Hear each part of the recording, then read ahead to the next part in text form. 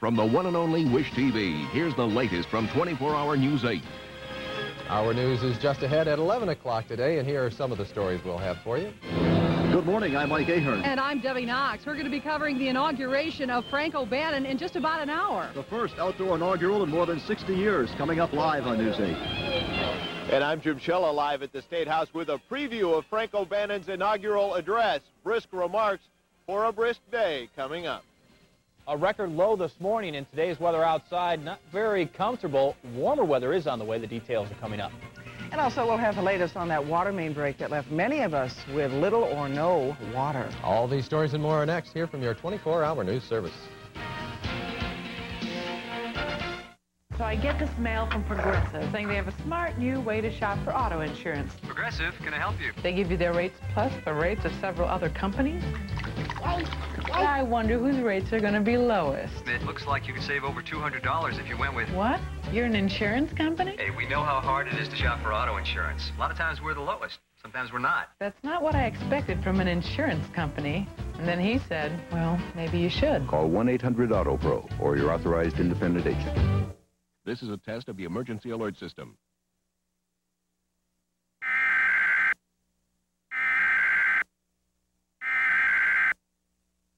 Wish TV invites you to save $4 on tickets to Family Night at Walt Disney's World on Ice, The Spirit of Pocahontas, Wednesday, February 5th at 7:30. What, you're not eating oatmeal? This is oatmeal. Oh, yeah, sure. It's toasted oatmeal, all right? You're putting the oatmeal in the toaster? I don't toast the oatmeal. Quaker toasts the oatmeal. Look, Quaker toasted oatmeal. Delicious oatmeal flakes with crunchy oatmeal clusters. It's oatmeal, but it's toasted. This is 24-Hour News 8 on the one and only Wish TV. Now, Patty Spitler, Eric Halvorson, and meteorologist Randy Ollis. This is 24-Hour News 8 at noon. And good afternoon. In just about an hour, Frank O'Bannon will be sworn in as the state's 47th governor. And not since 1933 has the inauguration ceremonies have been held outside the State House. We have several live reports from the State House this noon. First, we join News 8's Mike Ahern and Debbie Knox, who will be anchoring our live coverage of the inauguration ceremony. Thank you, Patty and Eric. Patty, good morning. I think now we know why there hasn't been an outdoor ceremony in more than 60 years. Yes. Bitter cold out here today, but in fact, in 1933, when Paul McNutt was sworn in, if my math is correct, Frank O'Bannon was a 3-year-old toddler growing up in Corydon, Indiana. Yeah, that was a long time ago. We're not sure what Frank was thinking when he decided to have this event outdoors, but we do know that he has invited 13,000 fourth graders from around the state, and of course that was part of the reason why this is being held outdoors. Now that's a big factor in all this, and we're not seeing a lot of fourth graders at this point. We've been told that they have been taken to different parts of the area to stay warm. It is about 5 degrees out here. We can tell you that we are on the west end of the State House. Right behind us is where the ceremony will be taking place. All sorts of dignitaries, everybody from the governor of Kentucky to Jimmy Irsay will be taking part in today's ceremony. And some of those fourth graders, we understand, had to cancel because of the weather, so we're not sure what the crowd will be. 5,000 people showed up, we understand, for Paul McNutt swearing in. Of course, the temperature then was in the 30s back in 33, and considerably colder today. Let's bring Brian Vargas in now. News 8 political analyst from IUPUI, and we're talking about Frank O'Bannon being sworn in as the new governor, but really, he's had like 25 years to prepare for this day. This is a man who's been in the legislature. He's been held office all the way up. This is largely ceremonial. The important thing comes with his State of the State address. But today, what he's doing is, I think he's going to reassure Hoosiers, and all you have to do is look at the press coverage around here, that he's there representing them. This is his day. This is the ceremony. The important thing that we're going to look for is if there's any hints in his remarks about what he's going to say in the State of the State, because that's addressed to the legislature, and that's where the action is. And we know that he is going to be talking a great deal about education and his reform package. I'm sure he's going to be touching on that, and it'll be carried through to the State of the State. And that particular issue is the #1 issue that Hoosiers want to hear about. They're really concerned about education right now, and the legislature is very concerned about the budget. Money and education are intertwined in a way that we can never undo. So I think that we're going to hear some interesting things, at least, and get some hints today. Okay, Brian, very good. We'll look forward to talking to you throughout the morning. If I'm not frozen. You're not frozen. Right. Nice hat, by the way. Very nice. Right. Let's go back to the studio now. We'll have more in just a few minutes. Okay, so the fourth graders are warm. Don't you wish you were in the fourth grade about now? Yeah, that sounds pretty good, doesn't it? Thank you, Mike. All right. Well, it's clearly bitterly cold outside, and that has forced many people to stay inside instead of attending the inauguration. Meteorologist Steve Bray joins us now with more on this frigid weather. Hi, Steve. Well, temperatures leading up to the inaugural have not been that warm this weekend. Extremely cold air out there. Our low Saturday morning down to 3 below, 12 below on Sunday. This morning, it was a record breaker. At around 7:30 this morning, we dropped down to 10 below zero. The old record, 7 below, set in 1977. Now, let's go to our local weather station here at Wish TV. Downtown, you can get an idea of what it's like out there. Right now, the air temperature is at 4 degrees. The good news is the winds are very light, only hanging around 5 miles per hour. Therefore, it's not producing much of a wind chill. In the last 15 minutes or so, I have seen this number dip down to 0 and 2 below. So there are going to be circumstances this afternoon when this does get down in that negative range, but it looks like when the inaugural is taking place over the next couple of hours, the temperature may gain a couple of degrees. 6 to 7 is where we may top out. The afternoon high will be right around 10. It's going to be another cold one tonight, and we do have some more snow on the way. More details about that coming up. Okay, they'll take every degree they can get out there. Frank O'Bannon has promised a brisk inaugural address to go along with the brisk weather. Plans call for the speech to last about 7 minutes. Jim Shell is live at the State House to give us an idea of what Governor O'Bannon will say. Jim? Eric, Frank O'Bannon has been involved in state government for more than 25 years and doesn't need to be reminded that the biggest responsibility of state government is public education, and that's just what he intends to focus on in his inaugural remarks. I think we'll talk in terms of a government of the people, the spirit of Indiana, how we can come together, what the foundation is, and I think it's pointed out to a great extent by the thousands of fourth graders who will be here and have been invited us to be a part of our inauguration, showing that from our standpoint of public service, that education is a key to the future of the state of Indiana.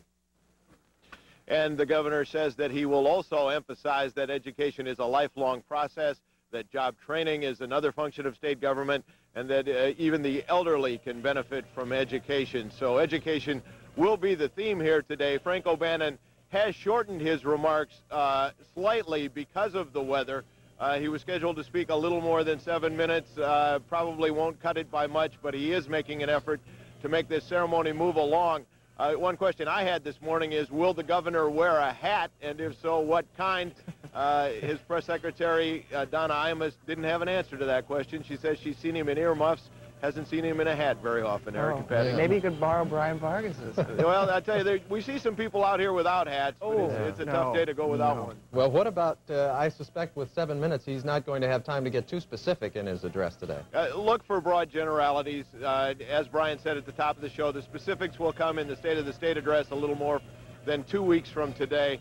But this whole ceremony is meant to be a symbol, and I think he's going to let the ceremony speak for him today. That even though he is the lieutenant governor stepping up to the governor's office, there is significant change taking place. Yeah, nobody will forget this one. All right. Thank you very much, Jim Shella at the State House. Well, fourth graders throughout the state had planned on getting a history lesson outside of their classrooms by attending the ceremonies downtown, but obviously cold weather has forced many to stay away. News 8's Leslie Olson joins us now live with some who decided to brave the cold weather anyway. We see you are rightly so bundled up there. Hi, Leslie. Bundled up, but still have nippy toes, Patty and Eric. Originally, Frank O'Bannon invited every fourth grader in the state of Indiana to attend his inauguration. He thought only about 2,000 would accept. 13,000 did, which is why he decided to move the inauguration outside.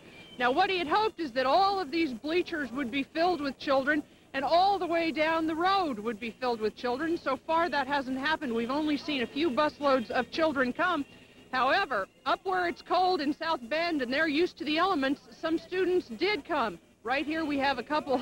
We're getting our classes mixed up, but I know where these children go. They go to the South Bend schools. This is Angela. Angela, first of all, how did you dress for today? What did your teachers tell you to do to be ready for this?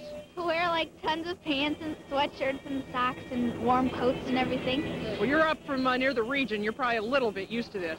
Yeah. Pretty cold today. And this is Ryan. Ryan, who are you here to see today? The lieutenant governor. That's because Joe Kernan is the mayor of South Bend. At least he was until today, right? Very good. So, yes, we did have a few kids brave the cold. The ceremony begins at 11:30. We'll see if many more come. But Patty and Eric, I think a lot of teachers thought that this is really just too bitter. They didn't want to risk many of these children getting frostbite or getting too awfully cold. And when you can watch it in your warm classroom, why not? Yeah, that's true. But some kids say, hey, it's a field trip. And kids don't seem to feel the cold as much as us older people do. It's the teachers. Thank you, Leslie. Leslie. Thank you. Very nice. Well, the state superintendent of schools had a separate, warmer ceremony this morning. Sue Ellen Reed took the oath of office inside the State House in the Senate chambers. She's a Republican in an administration led by Democrats, but she says the superintendent of public instruction is not a political job. The focus is education. This is the beginning of her second term in that office. Well, if you are planning to head downtown this afternoon, you might want to know that several streets around the State House are closed, and getting around is proving to be a little bit tricky down there. News 8's Ruth Ann Gordon has been monitoring the traffic situation and has the latest for us again. Well, Eric, Patty, no accidents around the State House. However, I'm listening to scanners, and it's very congested. For the past 2 hours, motorists in the downtown area have been rerouted around the State House. Northbound West Street, if you can see over here, is confined to one lane between Washington Street and Ohio Street.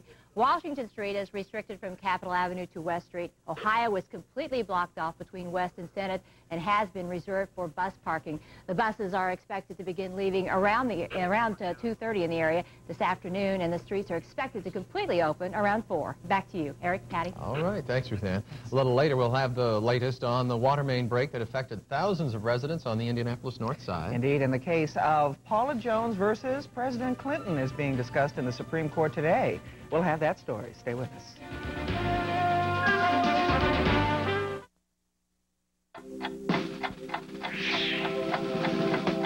The Depression-era Blue Plate. The steak burger. The Atomic Special. The steak burger. The TV Dinner. The steak burger. Space Food Sticks. The steak burger. The Fitness Shake. The steak burger. The Breakfast Fajita. The steak burger. The Meal in a Pill. The steak burger hasn't changed. We don't know what the rest of the world's thinking. Steak and Shake, famous for steak burgers. I've learned you're never too old to have fun. You never have to stop learning. It's all in how you look at it. Today can be a great day. Life is about learning, things that make you feel good, things you trust, like new Depend undergarments. The straps are now 50% wider to give you a better, more comfortable fit, and the best Depend protection ever. Depend, because you've got a lot of living to do. I've learned to believe in myself. They say a picture is worth 1,000 words. These pictures are all proof that Quai garlic tablets lower cholesterol.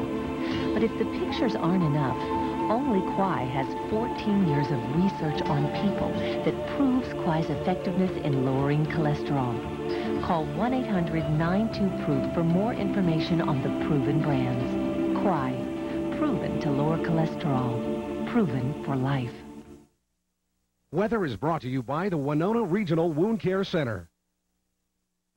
About a third of Marion County remains under a boil water advisory. A 20-inch water main just outside the plant on Fall Creek and Keystone broke Sunday. That left thousands of homes without water and water pressure. Crews continue to repair that break today, but those in the affected area should continue to boil water as a precaution. That affected area includes 82nd Street on the north, Keystone on the west, Braymore Road on the east, and Kessler and Fall Creek to the south. An attorney objects to any delay in the sexual harassment case against President Clinton. The attorney represents Paula Jones, the woman who filed the suit. She claims Clinton propositioned her in 1991 when he was governor of Arkansas and she was a state employee. Clinton denies it, and he wants the Supreme Court to delay the suit until he's out of office. Today, the court hears arguments about the president's request. And another big civil trial in California gets going again in about an hour. O.J. Simpson will return to the witness stand in his wrongful death trial.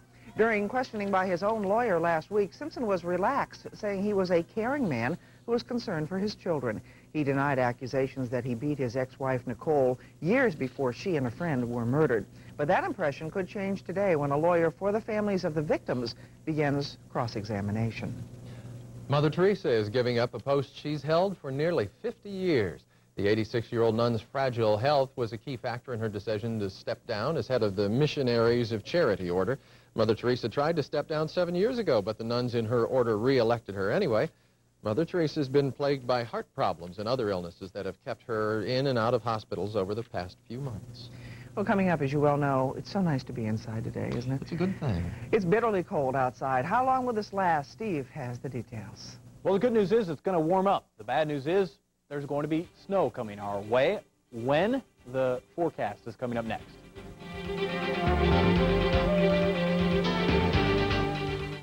When you have a wound that won't heal, you'll try just about anything.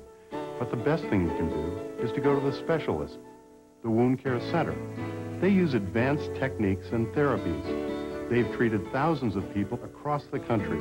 Treating wounds is all they do. That's why they're the leader in wound care management. When you have a wound that won't heal, you deserve the best possible care.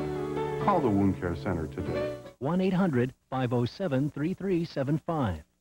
Emily, come on. 20 years from now, Emily will be the first woman to win the Indianapolis 500. She will have set a land speed record of 460 miles per hour at Bonneville. Emily! And she will have eaten 3,000 bowls of warm, nutritious Quaker instant oatmeal, mostly maple and brown sugar.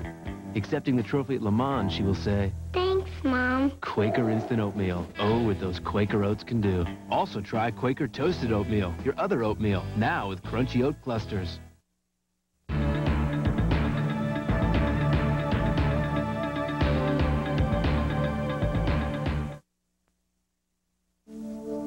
Arthritis pain, it's a part of my life. That's why I keep Advil close by. It's gentler on my stomach than aspirin. Just one works as well as 2 regular Tylenol. I'd give me Advil any day over Aleve. With that, it could be hours before you can take more. I don't have that long wait with Advil. Advil works at the site of minor arthritis pain, stopping it where it starts. Nothing's proven to work better or last longer than Advil. Advanced medicine for pain. And for a cold, try Advil Cold and Sinus. It's tough on colds like Advil is on pain. So your first pair of bifocals, huh? Yes. Well, I'm going to go shop while you see the doctor. This woman thought she needed bifocals, but she chose Kodak Progressive lenses. Better than bifocals with no telltale lines. For a limited time, save $30 on Kodak Progressive lenses. Only at Dr. Tavel's 1 Hour Optical.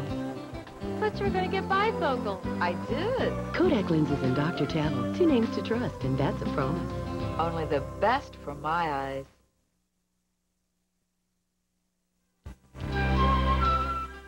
Steve Bray has been approved by the American Meteorological Society.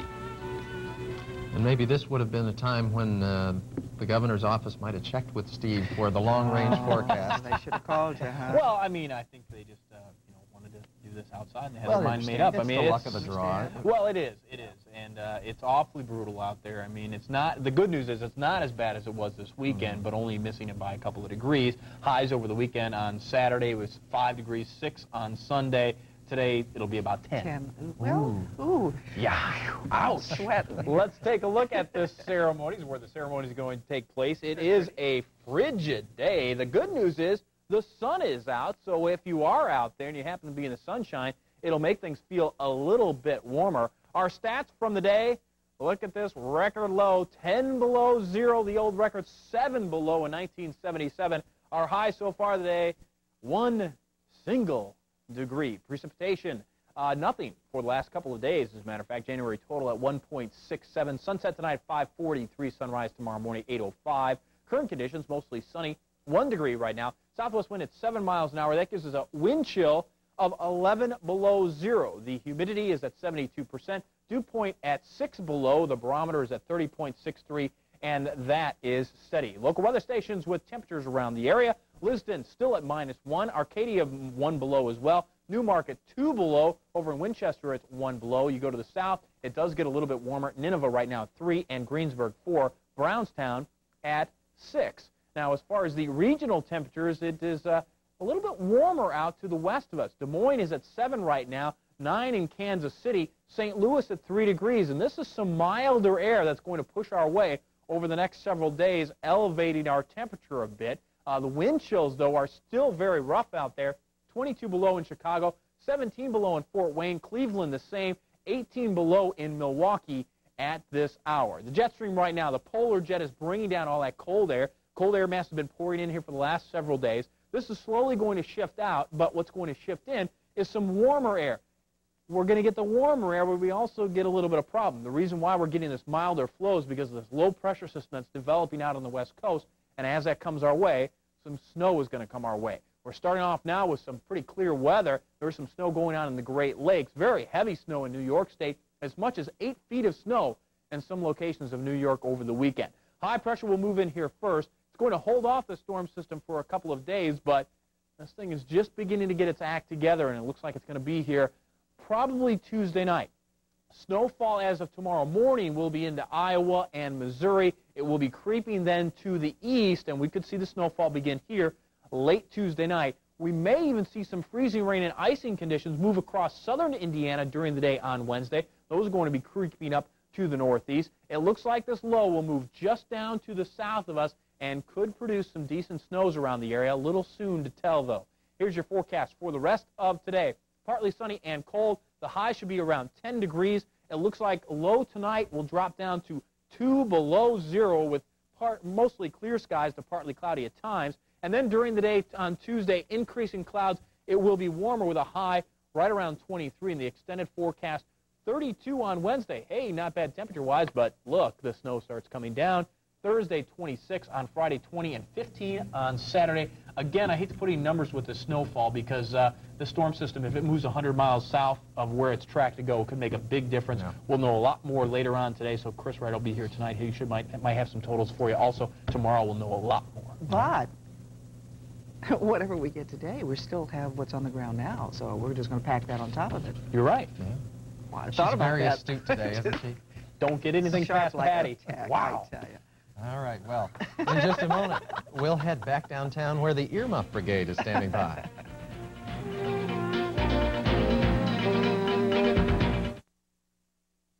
When winter weather threatens, turn to the one and only Wish TV. Don't think this storm is going to miss us. Again, it is going to be rough all night long. For advanced warning and continuous storm tracking. And this is mostly snow still coming down. To the very latest school closings and traffic conditions.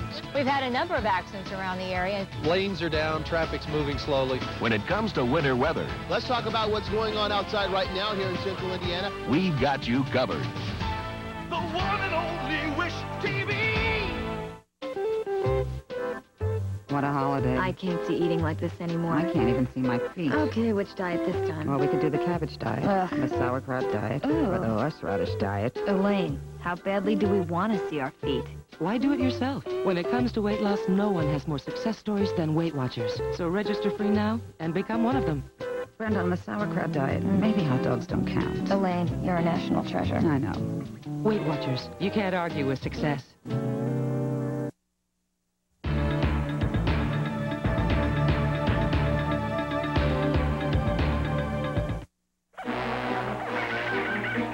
Now, give me the map.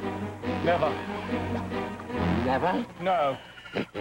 Then what do you want on your tombstone? Crust that rises. Definitely. Introducing new oven-rising pizza from Tombstone. The crust bakes up right in your oven for a fresh-baked, one-of-a-kind Tombstone taste. What do you want on your Tombstone oven-rising pizza? Towel? No.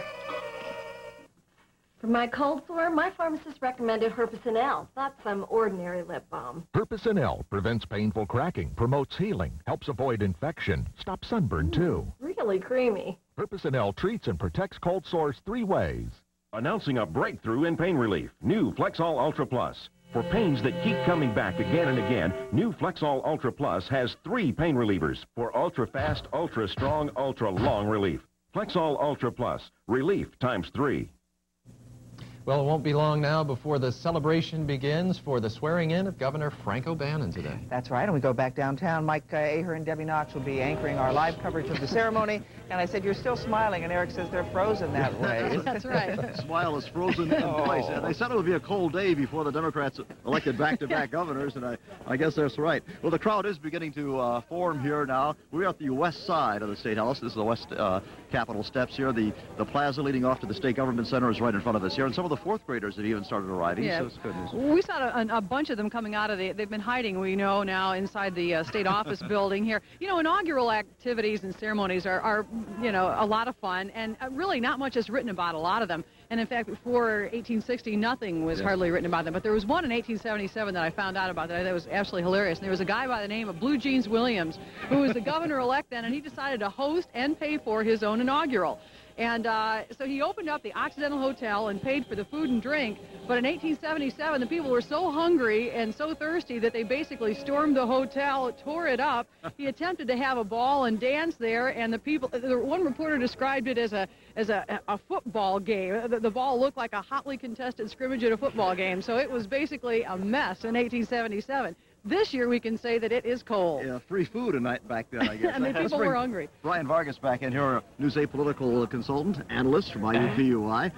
Frank O'Bannon becomes the 47th governor today, and I don't suppose anyone has really been better prepared for him for this job. For 25 years, he's held office in one form or another in this building behind us. How will he get on with this split General Assembly? The Republicans controlling one house, the Democrats the other. I think that's a very interesting question, because here's a man who's been in that house. He knows those people personally. Now, unlike his predecessor, Evan Bayh, who had no legislative experience, this is a man who's got down there and wheeled and dealed and knows how the legislature works.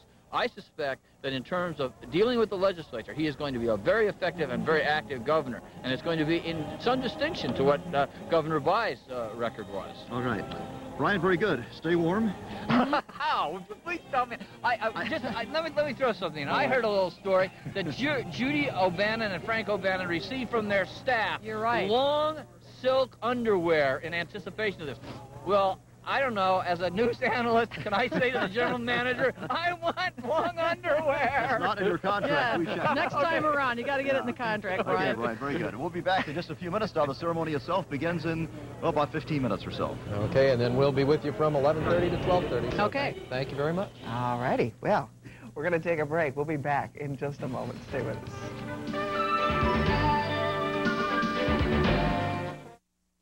Yeah, right. I'll do that one. Hospitals are busy places, but your health is too important to be treated like a number. That's why my hospital is Winona Memorial Hospital. They give you quality care, personal attention, and the services you need. Most important, you're always treated as a person. For the treatment you deserve, trust Winona Memorial Hospital. Our brain stores thousands of thoughts, ideas, and memories every day, so it's no wonder that sometimes it can become difficult to remember and focus. If you knew that Ginkai Ginkgo tablets were proven by clinical testing to improve your memory and concentration, ask yourself, what am I doing to improve my memory?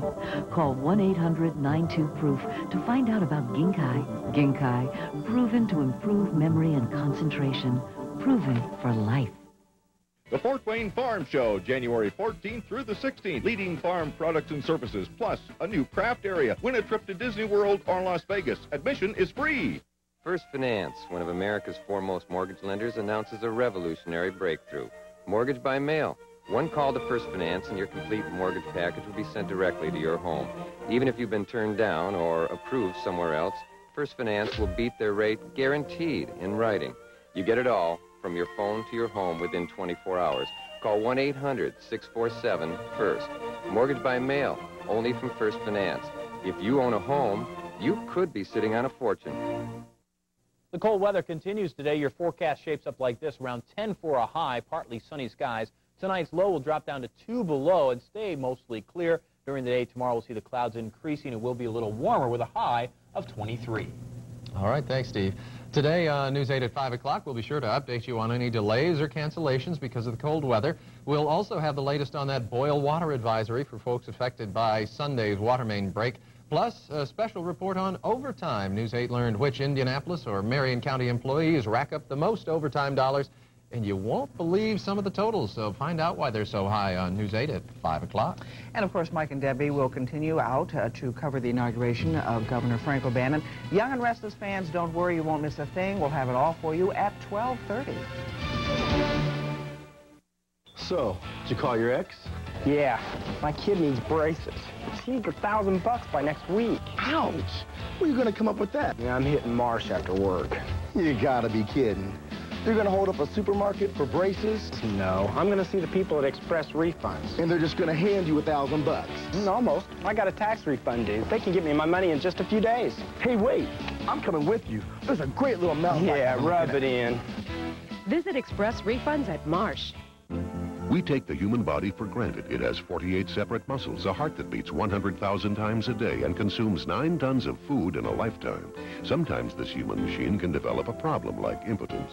Over 20 million men suffer needlessly. It can be treated without surgery, and now a new needle-free treatment called Muse is being introduced that may be right for you. Virtually every man can overcome this problem. Call the Diagnostic Center for Men at 1-800-488-1173. Remember, we're here to help.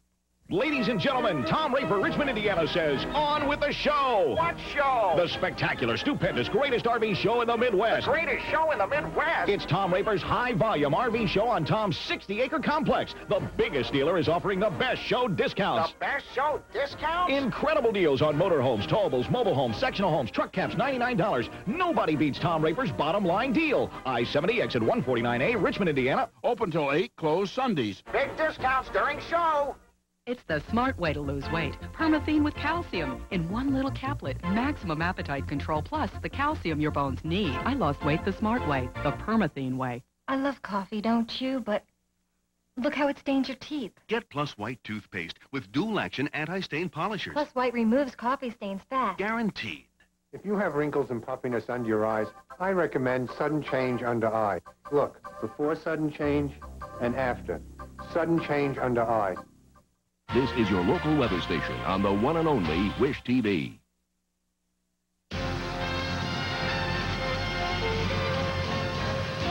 Live from the one and only Wish TV, the Indiana Inaugural, with Mike Ahern and Debbie Knox.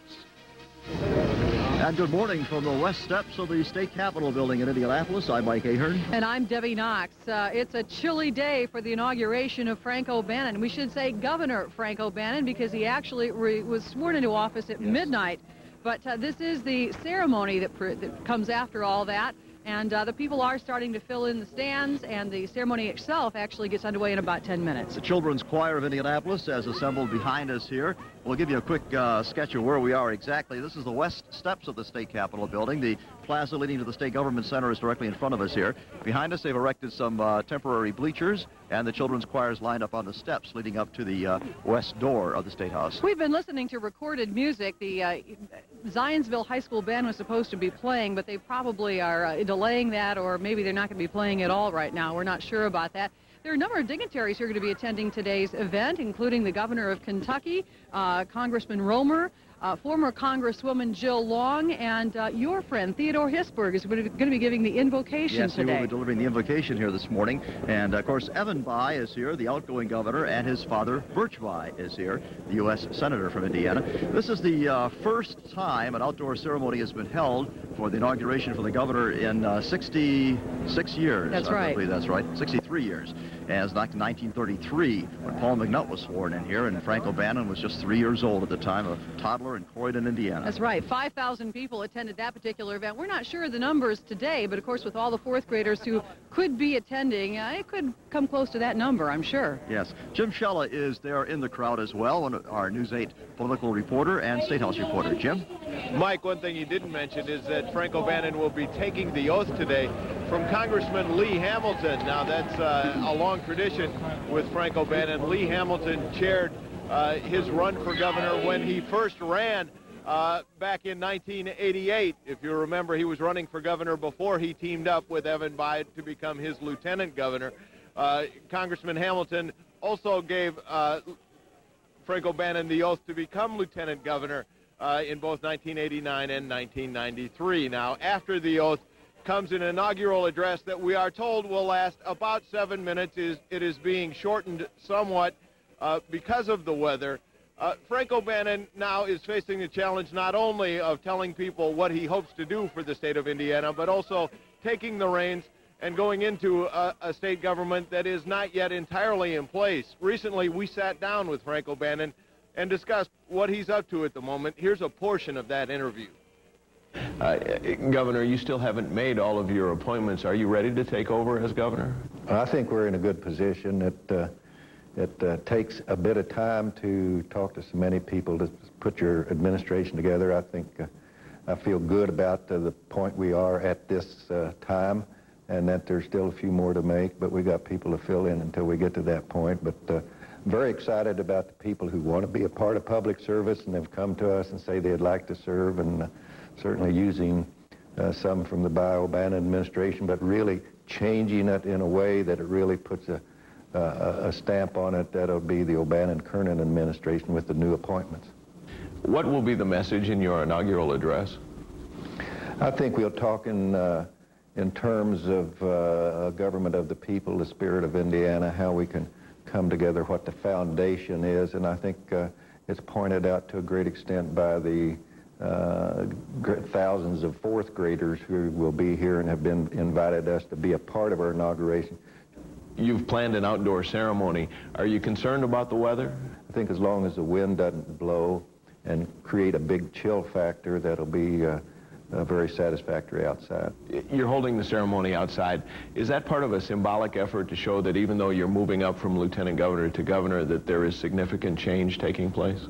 What's really important is including as many people to be a part of this ceremony, to tell us that it is a government of the people, to tell everyone that they are included. It is a symbol of holding us together as a statewide community.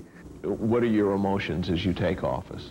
It's really probably the feeling of challenge and the feeling that we can meet that challenge with the people here in the state of Indiana who want to be a part of this public service. Also receiving their oaths of office here today will be the Attorney General Jeff Modisette and the new Lieutenant Governor Joe Kernan, the former mayor of South Bend. And both of them will make remarks to the crowd. Interestingly enough, Joe Kernan does not have prepared remarks. There was no text to distribute. He will get up and apparently speak extemporaneously. Mike and Debbie. All right, Jim, very good. Thank you. The crowd is beginning to gather here, as you saw behind Jim, and the children's choir now singing "This Is My Country" from the steps of the state capitol here on the west side. They've got nice white robes on it. I'm sure lots of long underwear underneath them, but they're singing loudly, and it has added to the ambiance here.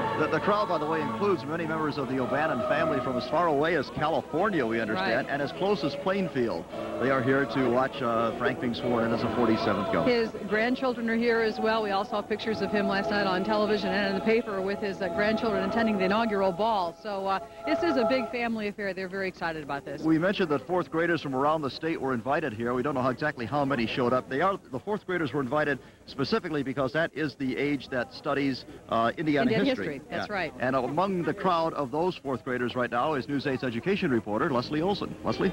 Good morning, Mike. Well, 13,000 accepted Frank O'Bannon's invitation, but I think quite a bit fewer this morning got up, and the teacher said it's just too cold to bring the children out here and risk them getting frostbite or suffering from hypothermia. But a lot of kids did brave the cold. They're looking very colorful this morning, came from all corners of the state, not nearly as many as we said had originally said that they would. Earlier in the week, we previewed School 82. That was last week, and called this morning, and they said that the kids came to school with just not warm enough clothes to come here today, so they decided not to come. But a lot of these kids did. Young man, where are you from? I am from Lake Village, Indiana, in Newton County. Newton County, that's quite a distance. How did you prepare for this? How did you dress for it? We had to dress very warmly so that we could stand the cold out here for an hour to watch the inauguration of Frank O'Bannon. Very good. Now, I know you've been studying Indiana history to get ready for this. What is an inauguration? Inauguration is when the so-called elected governor says the oath of the office so he can be pronounced as the real governor of Indiana. Very good. Well, you're going to see history in the making. Are you glad you got to take this field trip? Yes, I am. Are you all pretty warm? Yeah! Well, let's see. We have a few mixed reactions to the weather here, but they sure do make a colorful rainbow, don't they? Earlier today at about 10 a.m., State School Superintendent Sue Ellen Reed was also sworn into office. Reed is beginning her second term, but she was not part of this ceremony, of course, because she is a Republican. Reed served her first term with Democrat Evan Bayh and said that she felt she was able to work through the partisan issues fairly well. Governor O'Bannon has said his top priority is education, so it will be interesting to watch how the two get along and if their agendas will meld together. That will be something interesting to watch. Again, 13,000 fourth graders were expected here. Not quite that many today, but a lot of them will see history being made.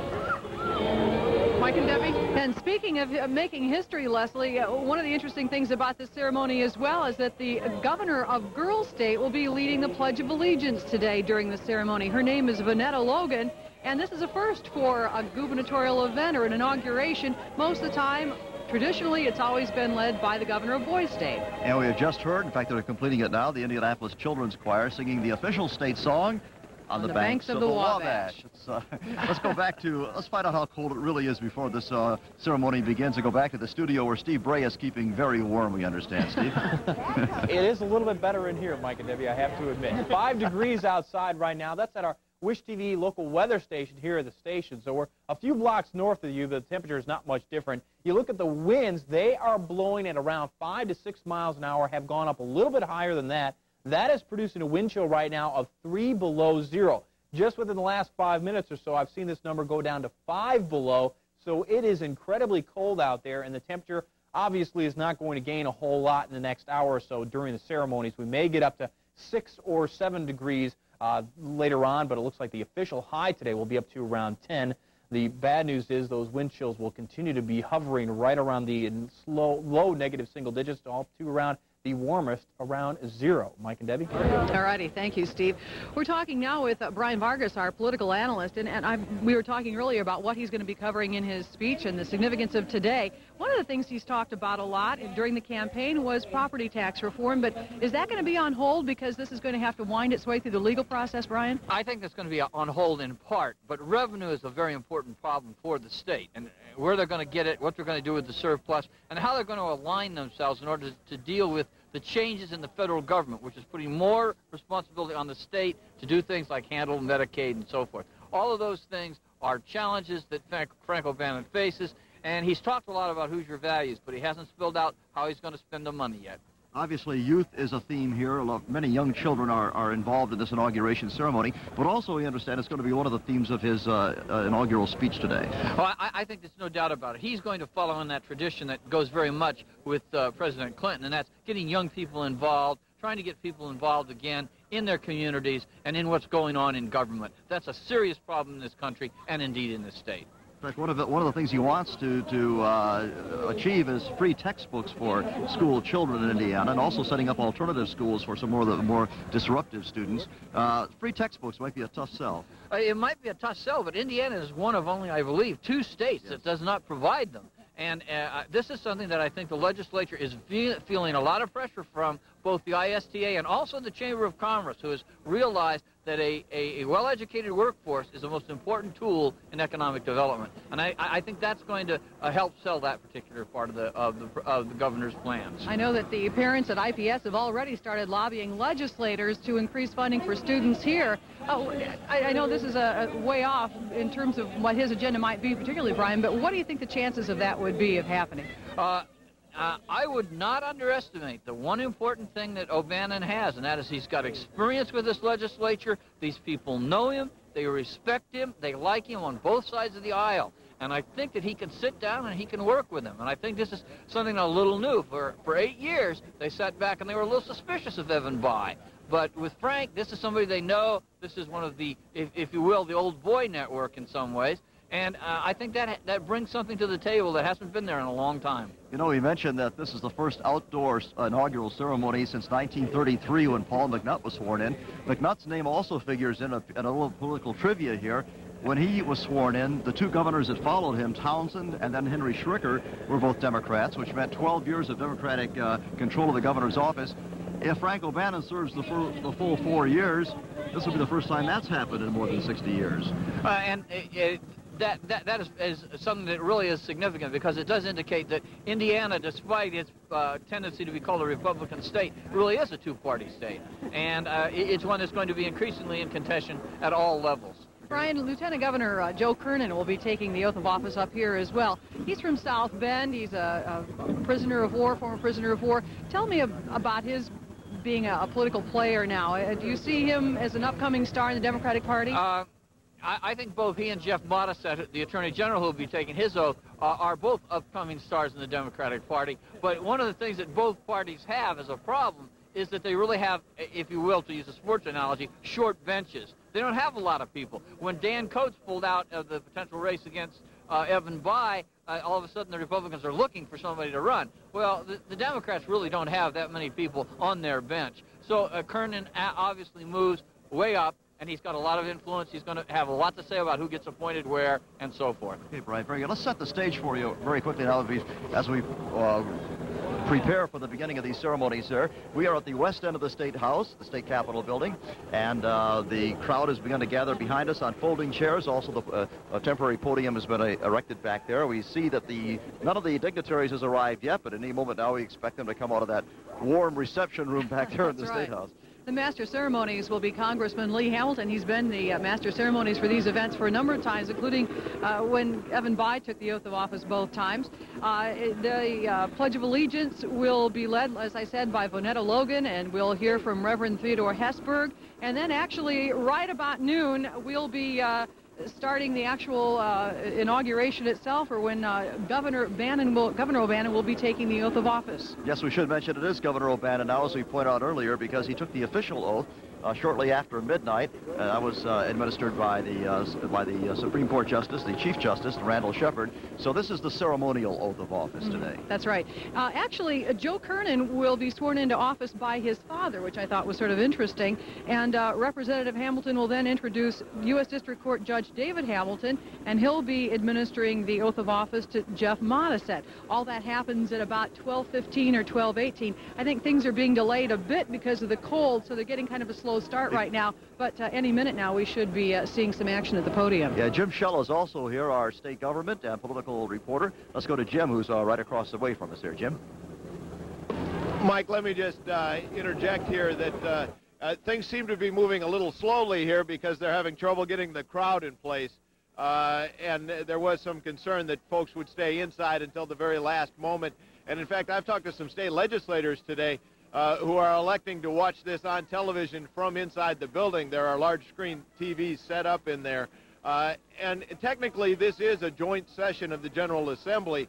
That's a requirement for an inauguration ceremony. The Indiana House went in at 11 o'clock this morning to gavel in, and then they were told to reconvene out here on the west steps. The O'Bannon administration, as it goes into place now, those people had no doubts about holding this ceremony outside. When I talked to Frank O'Bannon on Friday, he wasn't concerned as long as there was not a severe wind or a heavy snow. He said as long as the sun was out and it was calm, he wasn't really concerned with how cold it was. And so they're not bothered by what the conditions are today. And in fact, this is what they've expected for some time. All right, thank you, Jim. One of the things that the fourth graders received as they came to this event is something called the Governor's Gazette. The Governor's office published a little newspaper and a sort of a trivia sheet for them to study. And it's sort of interesting because you talk about Frank O'Bannon and his background. He's both a lawyer and a publisher. That's right. You know, we're talking about how cold it is today, and I'm reminded of 1984, I believe it was, when Ronald Reagan, his second inaugural, 1985. Right. And I was in Washington. It was this cold, but it was also about a foot of snow. So they moved the ceremony for the first time in years inside in the national capitol rotunda. And I was supposed to be out doing some news stories that day. And a man who was whose name will be mentioned here today, I'm sure. It was Governor Bowen. Otis Bowen, the former Governor Bowen, loaned me his long johns. He said, "Here, well, wear these." And I said, "Governor, you're a saint," and I did, and it kept me warm that day. I wish I had them on right now. Yeah, you're taking a look at our mass cam while you're talking, Mike, and we're seeing some of the dignitaries walking down the steps of the west end of the State House. Let's go over to Leslie Olson now and find out how our students are doing. Leslie? Well, Debbie, if you haven't figured out yet how to stay warm, I think these fourth graders have the answer. They're just standing here jumping up and down. Tell me why you're doing this. Stay warm. Is it helping? Yeah. It's pretty chilly today. Where are you from? Vivi, Indiana. Vivi, that's a long way. What time did you have to get up to come here this morning? 6:30. Is that pretty early for you? Yeah. John, are you okay shooting this, jumping up and down, or do we all need to do this too? Why did you come here today? To see the inauguration. Have you been studying the inauguration? Not very much, but yeah. You think you will when you get back? Yeah. Were you pretty excited about coming? Yeah. Can you tell me why? Because I wanted to see the governor. Well, very good. And I think we're going to get to see him pretty soon. You're going to have to sit down and see the inauguration ceremony. Again, Mike and Debbie, we were expecting 13,000 students. Not quite that many came, but we got quite an audience. All right, thank you, Leslie. As you can hear, just a few seconds ago, Congressman Hamilton has taken the podium here at the west end of the State House. He is the Master of Ceremonies. Let's go to the podium now and Congressman Hamilton. The outgoing administration of Governor Bai and warmly welcomes the new administration of Frank O'Bannon.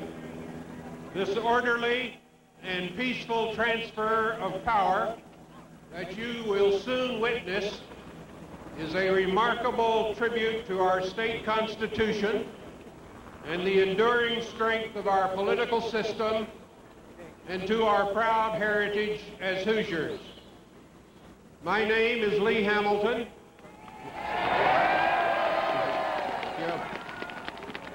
And I am honored to serve as the Master of Ceremonies for this inaugural of Governor-elect Frank O'Bannon, Lieutenant Governor-elect Joseph Kernan, and Attorney General-elect Jeff Modisett.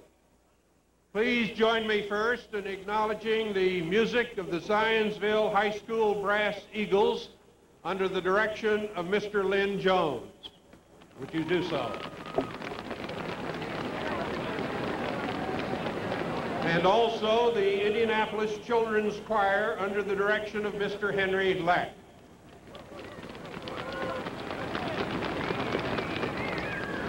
And at this time, please welcome the family and friends of the gentleman being inaugurated today, as well as those who will be participating in the program.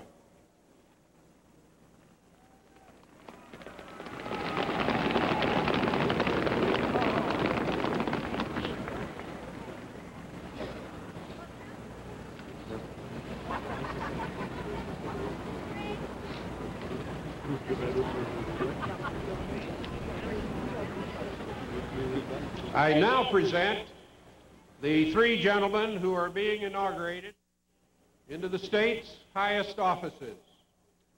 First, Attorney General-elect Jeff Modisett.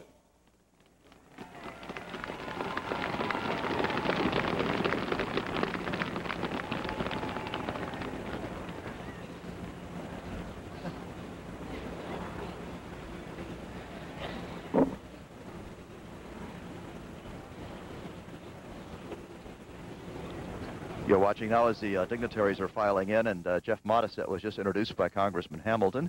He'll be taking his place among the three government officials who will be sworn in officially here this morning. Jeff Modisett, Joe Kernan, and of course Governor Frank O'Bannon. Lee Hamilton has been the Master of Ceremonies for this inauguration of the governor for many years now. General-elect, you might want to say a special word of greeting to the First Lady-elect Judy O'Bannon.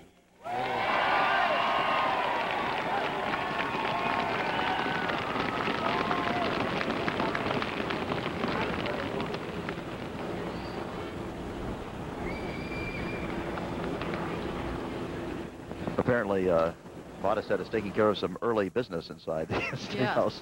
I can't see him in the crowd yet, but obviously these are lots of family and friends who are coming to watch this. Can you see him, Brian? Well, he'll be coming through that door. Okay. The door up behind the bunting up there. Okay. And he's just, his head stuck through just for a moment, and people obviously here he delaying comes coming now. out.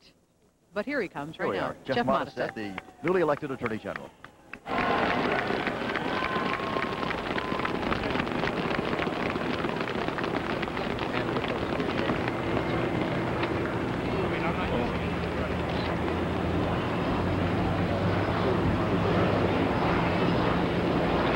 Lieutenant Governor-elect Joseph E. Kernan.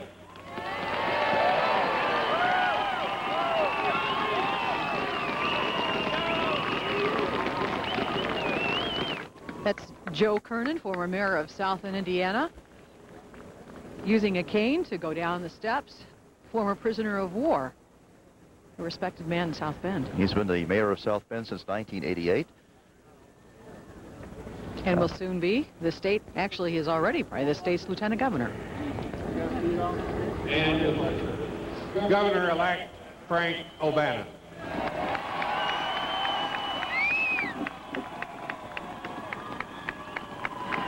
A standing ovation for Frank O'Bannon as he makes his way down the steps of the west side of the state capitol. 66-year-old Frank O'Bannon, born in Corydon, Indiana. A proud day for this man who's waited a long time. Yes, As we heard Brian say, he was hoping that he would have been governor when Evan Bayh was elected in 1988. So this is his day. Long time waiting. Former state senator and now the governor of the state. You may be seated. I present the Indianapolis Children's Choir under the direction of Mr. Henry Lack. The choir will sing America the Beautiful.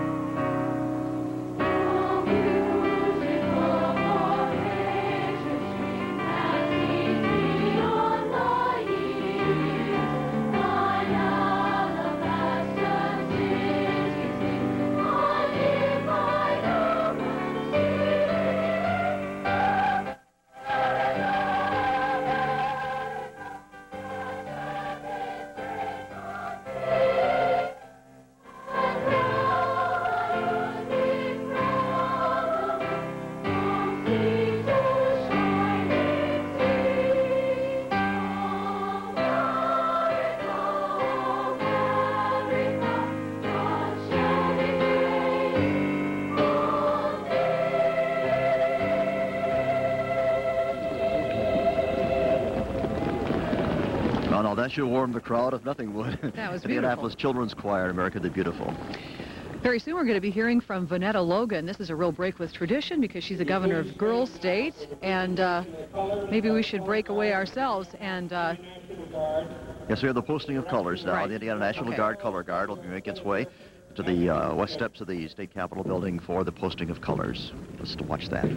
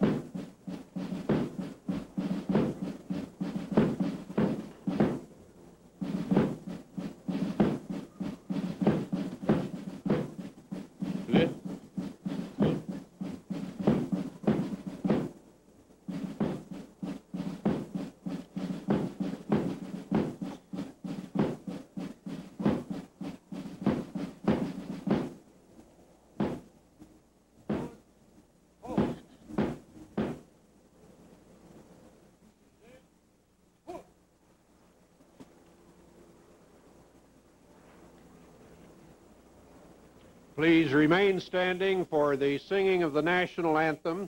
Performing today is Miss Angela M. Brown of the Indiana University School of Music. Miss Brown will be accompanied by Dr. Charles Webb, Dean of the IU School of Music.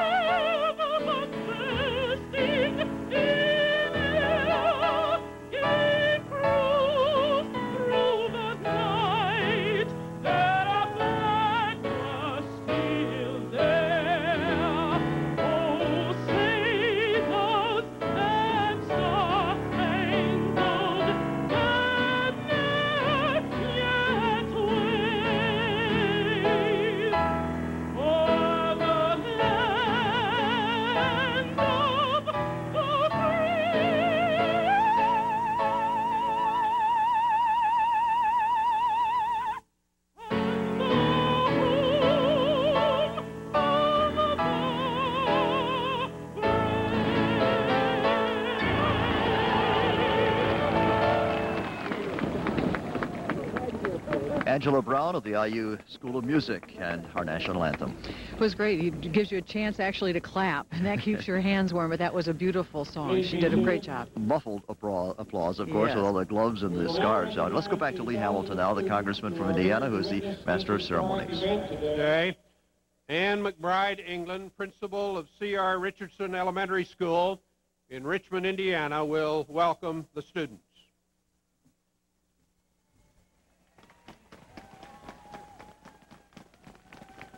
Thank you, Congressman Hamilton. It is indeed my pleasure to welcome some of our most important guests today, the fourth graders who have joined us here today, regardless of the cold weather, for this important occasion. How exciting to think that you fourth graders are a part of today's event. And think of the future. Some of you could be the ones on stage in a few years taking the oath of office as leaders of Indiana. Now, having taught fourth grade, there are several things I know about you. Wherever you're from, Richmond, New Albany, South Bend, New Albany, all of those places, you're good at listening, you're good at following directions, and you have good, strong voices. So I want you to join me. Listen first and then repeat with me. Thank you, Governor O'Bannon. Thank you, Governor O'Bannon, for inviting us here today. Good luck as Indiana's 47th governor. Thank you. Now you can say you also spoke at the governor's inauguration. Would you please stand and join Miss Vanetta Logan, 1996 Girl State Governor of Granger, Indiana, as she leads us in the Pledge of Allegiance.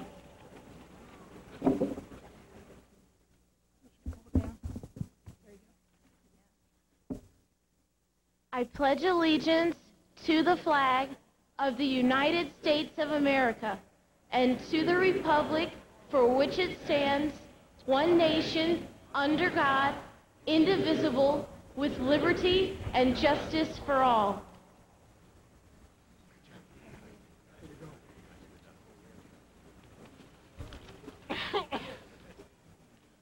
Please remain standing as we retire the colors.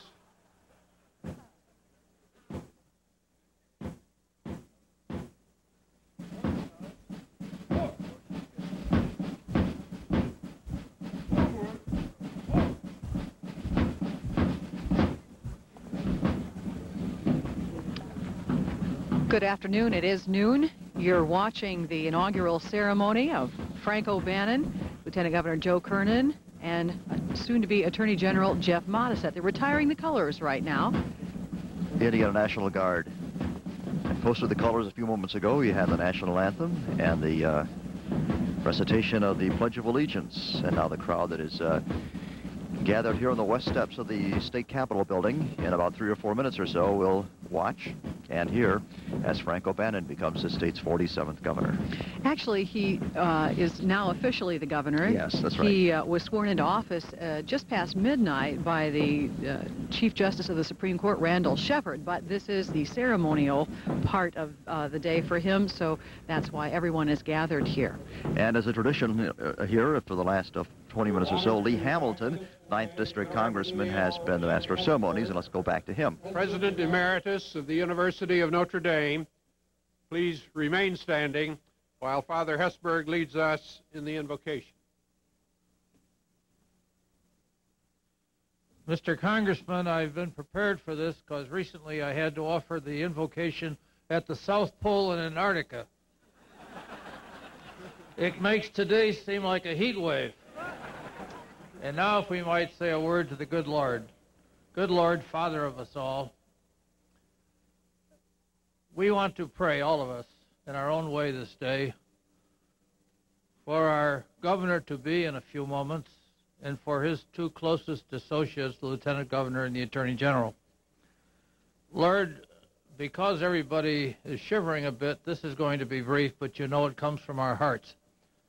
We ask 3 things this day. First, for the governor and his associates, we ask what Solomon, the great King Solomon, asked for as he began his kingdom. And he asked for one thing, wisdom. Because wisdom tells us to do things not because they're popular, not because they are cheap, not because people will clap, but simply because it's the right thing to do. Governor, I know that you and your 2 closest associates will be known for this kind of wisdom. Not bowing to this or that power or interest, but doing it because it's the right thing to do. That's worthy of the state of Indiana. Secondly, we'd like to ask for the great gift of justice, because peace is the work of justice, and this is a peaceful state. There are all kinds of things that can disintegrate a state, but as long as the governor and the lieutenant governor and the attorney general are dedicated to justice, which makes this country so great and makes this state so great, because we describe America as a land with liberty and justice for all. You will assure that for all of us, and we're grateful to the 3 of you for doing this work. And finally, years ago, someone asked the greatest governor in Europe, who was called the Duke of Mantua, what it took to be a good governor. And he said very simply, deve essere umano. He's got to be human. And the greatest thing, and the 3rd thing we wish for you, Governor O'Bannon, and for your 2 associates, Lieutenant Governor and the Attorney General, is that you never lose your touch of humanity. That's what reaches out to the homeless, to the poor, to those who don't have great political clout, to those who are young and at times helpless, to those who feel abandoned, to those who seem to be without hope. You stand for all of them, and I grant and hope that the good Lord will fill you with that humanity, which makes one not just a governor or a lieutenant governor and attorney general, but a great servant of God and the people. Lord, these are 3 simple things: wisdom, justice, humanity. But may they be the center and the core of this government, which is about to start in a few moments. We ask you, Lord, to bless these 3 men, to bless them day in and day out. Governor, I offered Mass for all of you this morning, and I'll continue for the rest of your term. And we all say, God bless you, God keep you. Thank God that you are our new administration. Amen. You just heard Father Theodore Hesburgh, former president of Notre Dame, giving the invocation. And there'll be just a short break in the ceremony here for just a few seconds, and when we resume, then the oath of office will be administered to Governor Frank O'Bannon. Let's go to Jim Shello right now, and with some thoughts before the inauguration ceremony begins. Jim? Mike, one reason Frank O'Bannon is governor is because of a large amount of support he got from labor unions around the state. And 2 years ago, there was a huge labor rally in this very location. Crowd estimates were as high as 25,000 people. Those were union members who were upset about Republican attempts to change the state's prevailing wage laws. And much of the reason for the union support for O'Bannon can be attributed to that. He hoped to match that crowd today and hasn't, in part because of the weather, but it's hard to be disappointed about the size of this crowd considering the circumstances. Well, you're right about that, Jim. It's a freezing day out here if you haven't heard, but yeah, a good-sized crowd. Let's go back to the stage area now and Congressman Hamilton. Frank O'Bannon has a sense of place and self. He knows where he comes from, who he is, and what this state means to him and to us. He is not one to grab every fad or new idea, but he is calm and cautious and steady. He accepts change not by giant leaps, but by small steps. He is unhurried in the way that he looks at things and people. He tries to find a way to do his very best day by day, and he always stays close to family and community. Throughout his adult life, he has had at his side a remarkable and gracious partner, his wife, Judy. Standing on the shoulders of his distinguished predecessors, both Republican and Democrat, he will lead this state with great distinction to higher levels of achievement. And so I take great pride and a measure of satisfaction in asking him and his family, his wife Judy, daughter Polly Zeller and her husband Tom, their children Bo and Chelsea and Demi, daughter Jennifer O'Bannon and her son Asher Reed, and son Jonathan O'Bannon, to come forward at this time as Frank O'Bannon takes the oath of office as the 47th governor of the state of Indiana.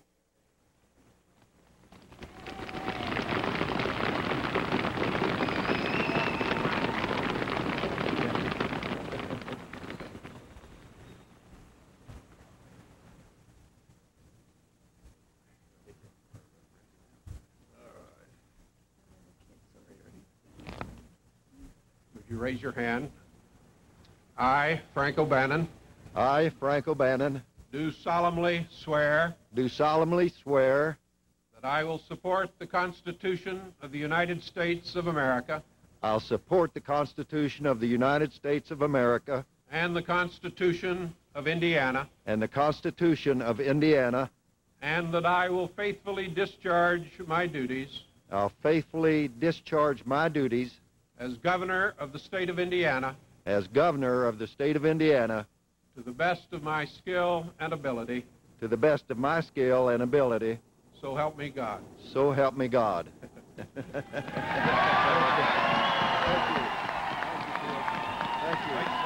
And so Frank O'Bannon takes the oath of office here in just a few minutes past 12 o'clock on this Monday afternoon. Surrounded by his family, Judy O'Bannon, his wife, children, and grandchildren, Congressman Hamilton administered the oath of office. Frank O'Bannon, who is the father of 3, grandfather of 4, former state senator, lieutenant governor, and now the governor of the state. Thank you very much.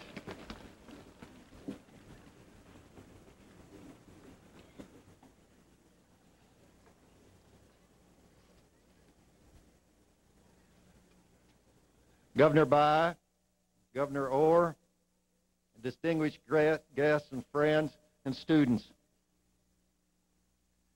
What a day. Hoosiers here braving the cold to be in part of this celebration of our state, celebration of our spirit and our hope, Indiana's rich legacy, and the destiny we will guide together over the next few years. I'm honored and I'm humbled that you have entrusted me with our future. And in accepting your public trust, my challenge is to bring out the best in our state, in all of us, as we move forward into the next century. I hope that we will all remember this day. I know we'll remember this day. But really, as a day of new beginnings. I hope we'll remember that we came together this cold day in January to build a new future, forged from the spirit and the sweat and the hard work of those who came before us. The sacred values we share and our love of Indiana bring us together as Hoosiers that will unite us and certainly bring us together more times than our differences. I remember growing up in Corydon in southern Indiana, just a small town like many other towns here in our state, except it also happened to be our state's first capital. And many days I'd walk past the one-room stone Capitol building on the square, and I'd see where the earliest Hoosiers formed our first government, and I realized something. It wasn't our state government in a building, it was the people in the building, people like us. Now see, there are a lot of fourth graders here, not as many as we thought might be coming, but I'd like for all you fourth graders who are here to kind of wave and say, we're fourth graders.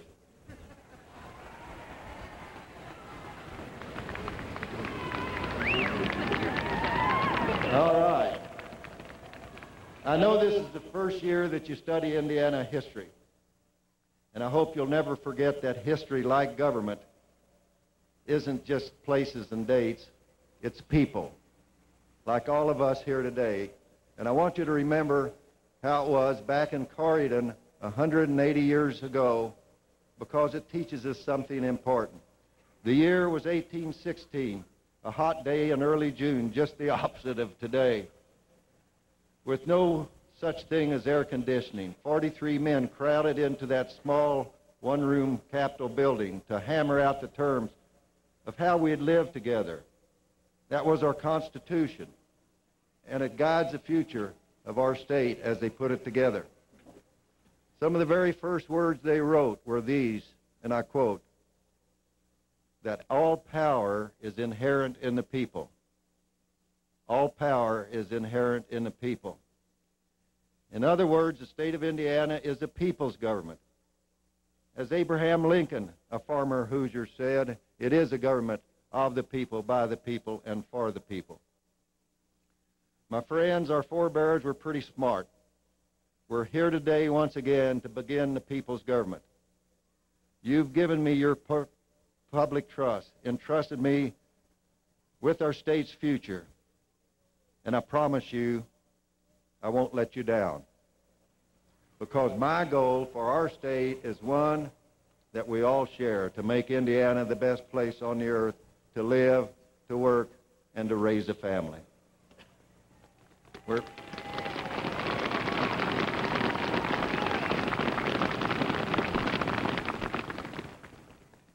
We're fortunate that we have a strong foundation to build on, a foundation carefully constructed over the last 8 years and before. We have a thriving economy, good jobs, more people working, a state surplus that's the largest and one of the largest in the country. And that is the legacy of my partner and good friend, Evan Bayh.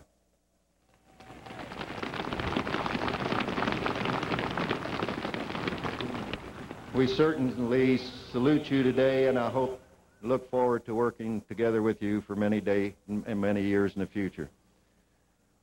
And thanks to Governor Bob Orr and Governor Otis Bowen, who sent me a note from Florida that he couldn't be here.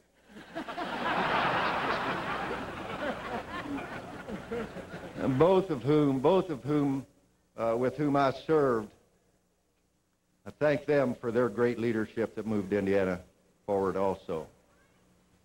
But we do know there is much more to do. And as we meet the challenges of the future, I'll look to the values I grew up with in Corydon, a belief in family and faith and community, a belief that opportunity and responsibility go hand in hand, and an optimism for the future. Above all, a commitment to family means that our young people and their needs come first. That's why education is the key to our future. And every action we take, thank you, it is the key to our future. And every action we take in this building behind us ought to pass a simple test.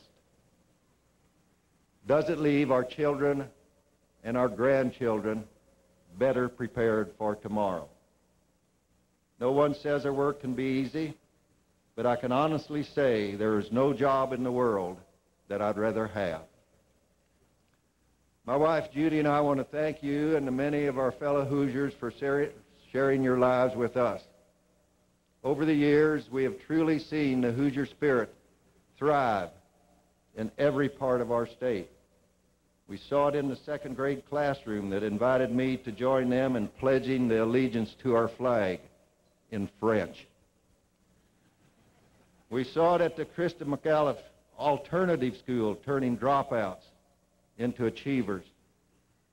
And at the Thomas A. Edison School that was smart-wired for technology. Unthinkable 10 years ago. I am convinced today that more than ever our future is bright. Our spirit is rekindled and our state is moving forward. And as I stand here today, looking to the future, I'm reminded of the words of George Bernard Shaw when he said, and I quote, "I am convinced that my whole life belongs to the community. And as long as I live, it is my privilege to do for it whatever I can. The harder I work, the more I live. Life is no brief candle for me. It is a sort of splendid torch which I got a hold of for a moment.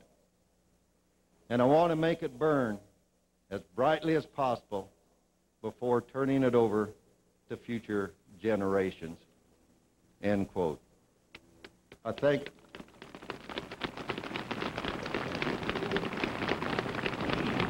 Just heard a quote by... Thank you from the bottom of my heart for entrusting this new administration with this adventure. We'll do our best to live up to the faith you've placed in us. Together we can keep moving forward, and we'll never forget that this government belongs to all of us. It is our challenge, together, to make the torch flame burn brightly and to light the way to a brighter future for all Hoosier families. Thank you very much.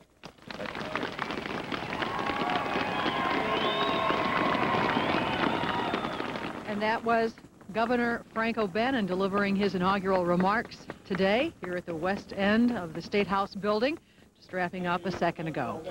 Crowd estimated about 3,500, considerably fewer than had been planned, but of course the temperature being right, we understand at 7 degrees right now is probably a good reason for that. By the way, all the daytime programs, the daytime soaps will be seen not as scheduled, but later on this afternoon when we're finished here. And that's directed toward our young and restless fans who are devoted, and we understand that the program will be shown in its entirety. There's a few young and restless people out here right now because of the cold weather. Right. Joe Kernan will be now sworn in.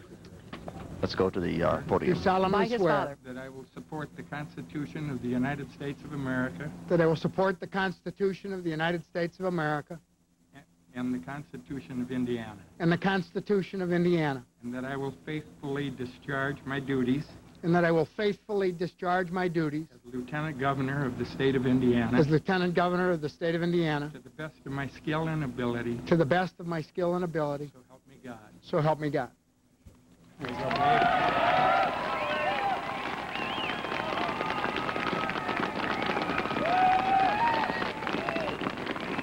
standing ovation here, this time for Lieutenant Governor Joe Kernan, who just took the oath of office.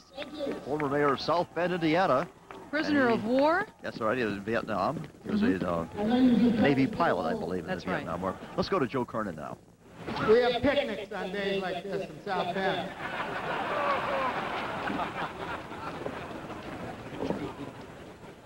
A year ago, Maggie and I stood in the council chambers in South Bend, and my mother administered the oath of office to me as mayor.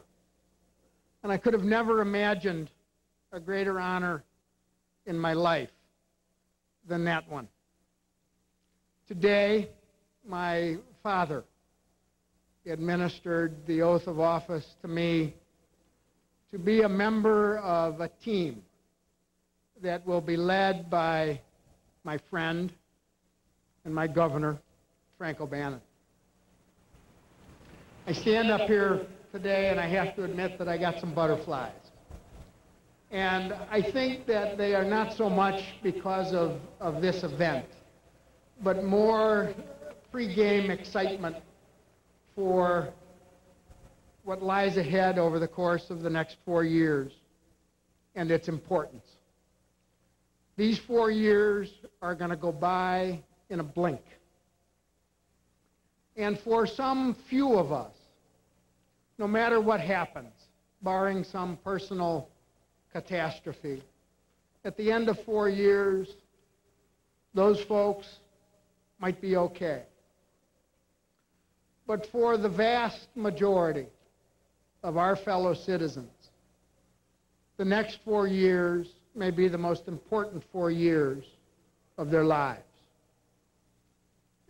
They certainly will be for the working couple who is fighting to pay the mortgage and wondering how in the world they will ever be able to amass the resources that are necessary to send their children to college. Certainly will be for the family on one of our 63,000 farms in the state of Indiana, fighting the fight every day to continue to be able to remain a farm family.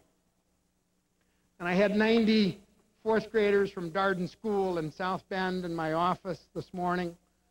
And what 4 years could be more important to them as they make that journey from fourth grade to eighth grade with decisions about their education, which is going to hold the key to their future, decisions about what they do about drug and alcohol abuse, and decisions about their rights and their responsibilities as citizens.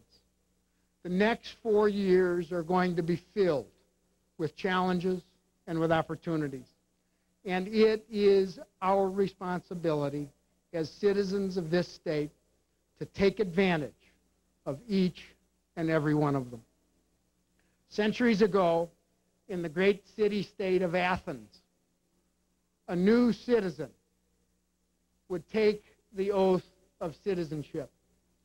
And in part, that oath included the words, "I will transmit my native commonwealth not lessened, but larger and greater than I have received it."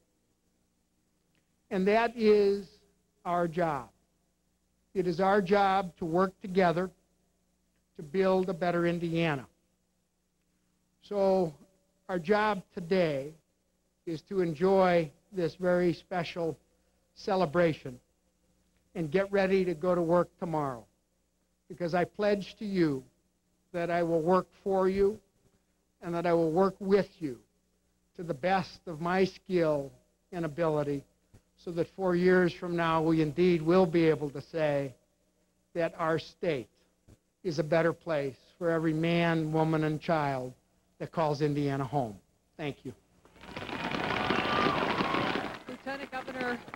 Lieutenant Governor Joe Kernan delivering his inaugural remarks. He'll be followed quickly, I'm sure, by Attorney General Jeff Modisette.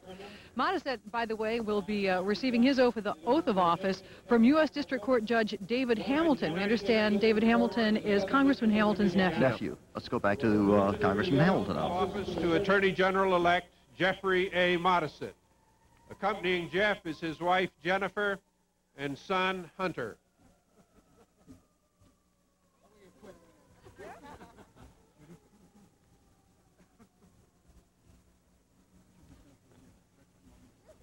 Would you raise your hand and repeat after me? I, Jeffrey A. Modisette, do solemnly swear. I, Jeffrey A. Modisette, do solemnly swear. That I will support the Constitution of the United States of America. That I will support the Constitution of the United States of America. And the Constitution of the State of Indiana. And the Constitution of the State of Indiana.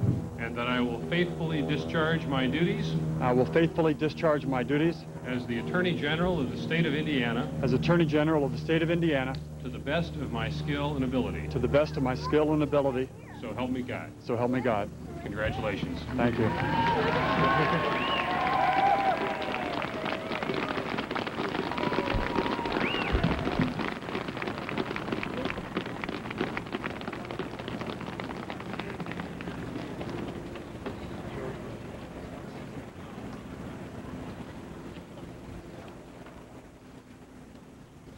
There's probably no better testament as to my Hoosier roots than that my parents were late because they were still feeding the livestock. Governor O'Bannon and Mrs. O'Bannon, Lieutenant Governor Kernan and Mrs. Kernan, distinguished guests, dedicated teachers, and equally dedicated boys and girls. Thank you. Thank you for braving the cold to help us celebrate the forming of a new state government. I'm certain many of our young guests studying state history know about a president of the United States named William Henry Harrison. His grandson, Benjamin Harrison, lived in this city and also became president of the United States. But it was William Harrison who 156 years ago this month gave a very long speech at his inauguration in very cold weather, and it was William Harrison who caught pneumonia that day and died several weeks later. So for your sake and for mine, I will be brief. Governor O'Bannon and Lieutenant Governor Kernan have spoken eloquently about the fundamental values and principles that all of us share. Values which will guide us as we work together over the next 4 years. These values are especially central to the duties of the Attorney General. The Attorney General is more than just the state's lawyer. In their wisdom, our founding fathers knew that for the Republic to survive, we had to perfect a government based not on the fleeting will of individual men and women, but upon the foundation of law. They were right. Through our laws and the rights and values embodied in them, our country has endured for over 200 years. As Hoosiers and as Americans, our freedom to pursue happiness and fulfillment is unprecedented in human history. It is this foundation of law that I have just sworn to uphold. Surely, therefore, it can be said that the Attorney General is and must be the conscience of government. But I cannot do it alone. Public service is a calling, not just of the elected officials, but of every individual in government who has chosen to forego the rewards of the private sector to serve the people. For those of us in the Attorney General's office, our mission is to work together, to mobilize our diverse talents, so that, for the state, we may achieve justice. Benjamin Disraeli told us more than a century ago that justice is truth in action. Each of us who serve in the Attorney General's office are stewards of justice, for it is our job to put truth in action. Indeed, the truest measure of our progress as a society and as a state is the degree to which justice is carried out, the degree to which we are sensitive to wrongs and desire to right them. As stewards of justice, this is the clarion call that summons us to battle. We must fight against the heartless exploitation of the weak and elderly, the tragic but routine abuse of women and children, the desolating circumstances of many Hoosiers of color, and the corruption and arrogance of privilege and power in its many forms. And we must fight for the redeeming values of mutual concern and sharing, and for the hopes and dreams that Hoosiers hold dear. May it be said of us that we answered the call of those who truly seek justice, that we were dedicated to right the wrongs that we see, to prosecute crime and punish the guilty, to reveal each fraud and refuse every illegal contract.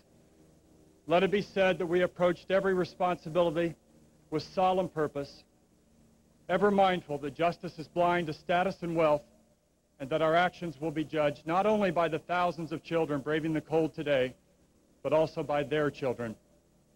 The challenge is great, but surely, in the ledger book of this quickly closing century, our greatest achievements will be the human ones made in response to these concerns, and our truest heritage, the laws which made these achievements possible. Let us heed the words that God has offered to guide us, that is, to do justly, to love mercy, and to walk humbly with Him. Thank you. Jeff Modisette, 42 years old, educated in California and at Yale University, but a native of Tipton County, Indiana. Takes the oath of office, becomes the Attorney General. Let's go over to Jim Shella now for some final thoughts on today's ceremony. Jim? Well, Debbie, I think that one of the big stories today has to be the weather, but it's encouraging to see that the majority of the crowd has stayed throughout this ceremony. There was, at one point today, an overflow crowd for the seating area here, though apparently not as big a crowd as there was at the last outdoor inauguration ceremony in 1933. The crowd estimate today put at 3,500 people. Back then there were about 5,000 who attended the swearing in of Paul McNutt. Many of the people left immediately after the oath of office given to Frank O'Bannon. Several more left after the inaugural address, but the majority of them still here. All right. Thank you very much, Jim. And it is good news, really, for those fourth graders. We do know we saw them filing out right after Governor O'Bannon was sworn into office. This is dangerously cold out here. We're out here. It is 7 degrees. I'm not sure what the wind chill factor is, but it has been one very brisk day for this ceremony. Well, we know also they did set up some chairs, we believe, inside the State Capitol building. There was a closed-circuit television in there, so anyone who could not brave the cold out here could go inside and watch the ceremony there.